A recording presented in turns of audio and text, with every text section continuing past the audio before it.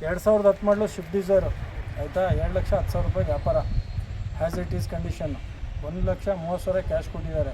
80,000 ರೂಪಾಯಿ ಪೇಮೆಂಟ್ ಕೊಡಬೇಕು. 15 ದಿನದೊಳಗಡೆ ಸೆಟ್ಲ್ಮೆಂಟ್ ಮಾಡ್ತಾರೆ. ಏನು ಸರ್, ಏನು ಬದ್ರು ಬೈ? ಆಯಿತು, ಓಕೆನಾ? ಓಕೆ. 22 ನೋಡಿದ್ರಲ್ಲ, ಇದಾಗಿತ್ತು ಕಸ್ಟಮರ್ ಸ್ಯಾಟಿಸ್ಫ್ಯಾಕ್ಷನ್ ವಿಡಿಯೋ ಮಾಡಿ ಹಾಕೋದು.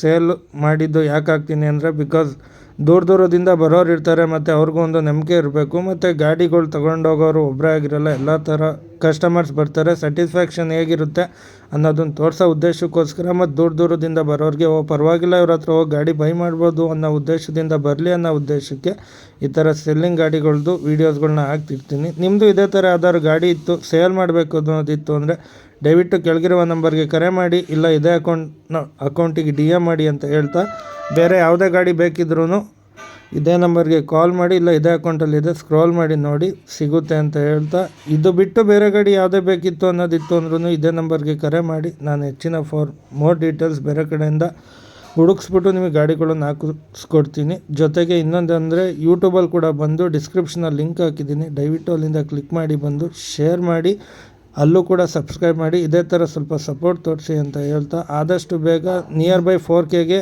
ನಿಯರ್ ಇದ್ದೀವಿ. ದಯವಿಟ್ಟು ನೋಡೋರೆಲ್ಲ ಒಂದೊಂದು ಫಾಲೋ ಮಾಡ್ಕೊಂಡು ನೋಡಿ, ಮತ್ತು ಜೊತೆಗೆ ನಿಮ್ಮ ಫ್ರೆಂಡ್ಸಿಗೂ ಶೇರ್ ಮಾಡಿ ಅಂತ ಹೇಳ್ತಾ ಈ ವಿಡಿಯೋ ಇಲ್ಲಿಗೆ ನಿಲ್ಲಿಸ್ತಾ ಇದ್ದೀನಿ. ನಮಸ್ಕಾರ ಕರ್ನಾಟಕ, ಥ್ಯಾಂಕ್ ಯು.